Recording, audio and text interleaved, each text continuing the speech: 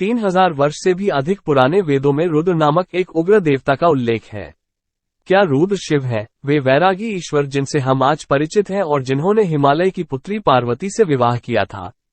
इसको लेकर हम केवल अनुमान लगा सकते हैं। शिव शब्द का पहला उपयोग उपनिषदों में किया गया था। पूरी तरह से शिव पर कहानी हम पहली बार केवल महाभारत में पाते हैं, जिसने लगभग 2000 वर्ष पहले संस्कृत में अपना अंतिम लिखित रूप लिया। शांति पर्व में जब भीष्म रणभूमि में बाणों की शैया पर लेटे हुए थे, तब युधिष्ठिर ने उनसे बुखार की उत्पत्ति के बारे में पूछा। जवाब में भीष्म ने उन्हें दक्ष के यज्ञ की कहानी सुनाई। शिव की पत्नी यानी पहाड़ों की बेटी उमा का मानना था कि प्रथा के अनुरूप शिव को भी यज्ञ का हिस्सा मिलना चाहिए, लेकिन दक्ष ने शिव को यह हिस्सा देने से इनकार कर दिया, जिस कारण उमा क्रोधित हो गई। फिर शिव को भी क्रोध आ गया।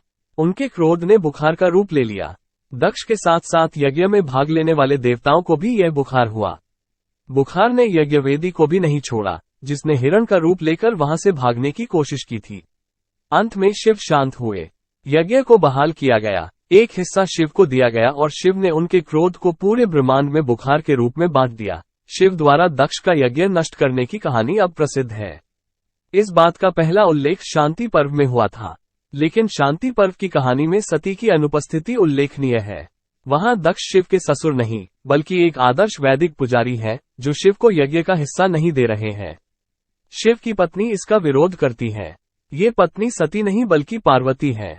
लोकप्रिय कहानी के विपरीत इस कहानी में सती के आत्मदाह या शिव के प्रकोप और बाद के उनके विलाप का कोई उल्लेख नहीं है। न ही सती के शरीर को काटकर शक्ति पीठों के निर्माण का कोई वर्णन मिलता है। महाभारत के अगले ही खंड में इस कहानी को अलग तरीके से बताया गया, जब जन्मेजय ने वैशंपायन को भीष्म द्वारा सुनाई गई कहानी को दोहराने के लिए कहा। इस वर्णन में शिव और पार्वती दोनों क्रोधित हुए। उनके क्रोध ने वीरभद्र और महाकाली का रूप ले लिया, जिन्होंने दक्ष के यज्ञ को नष्ट कर दिया। सिर्फ दधीची ऋषि ने शिव को यज्ञ का हिस्सा न देने का विरोध किया। शांति फिर से तब लौटी जब शिव को यज्ञ का हिस्सा दिया गया। 1700 वर्ष पहले के कुमार संभव में कालिदास ने कहा कि जब शिव ने कामदेव को जलाया था, तब इंद्र भयभीत हो गए थे।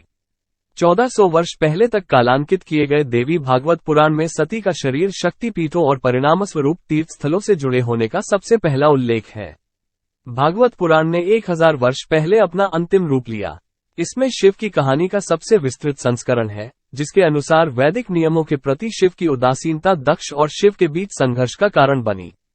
पुराण शास्त्र को आद्य इतिहास मानने वाले लोगों का कहना है कि जैसे जैसे वैदिक प्रथाओं में कमी हुई और मंदिर आधारित आगम परंपराएं बढ़ी, वेदों के अनुयायी विष्णु उपासकों के साथ घनिष्ठ रूप से जुड़ते गए। विष्णु को यज्ञ के साथ पहचाना जाने लगा। उन्हें यज्ञ के संरक्षक और यज्ञ के निर्माता ब्रह्मा के रक्षक के रूप में देखा गया। उन दोनों का शिव के प्रति विरोध स्वाभाविक था, जो यज्ञ के विनाशक थे।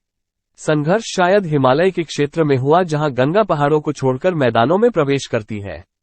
वहां के हरिद्वार, विष्णु का द्वार नामक तीर्थस्थल को हर द्वार, शिव का द्वार भी कहा जाता है। इस प्रकार ये विरोधी नाम प्रतिद्वंद्विता का संकेत है।